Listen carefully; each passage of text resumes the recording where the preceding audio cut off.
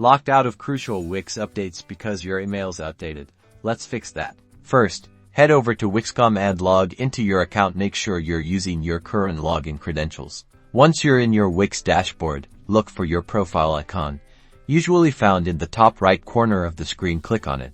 A drop-down menu will appear from here. Select Account Settings. This will take you to the area where you can manage your account details.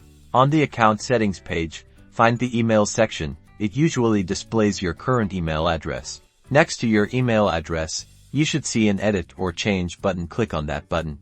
A pop-up window will appear, prompting you to enter your new email address. Type in the email address you want to associate with your Wix account. Double-check that the new email is correct, and then click the Save or Update button. Wix will likely send a verification email to your new address. Go to your new email inbox and find the verification email from Wix. Click the link inside to confirm the change. This step is crucial to finalize the update.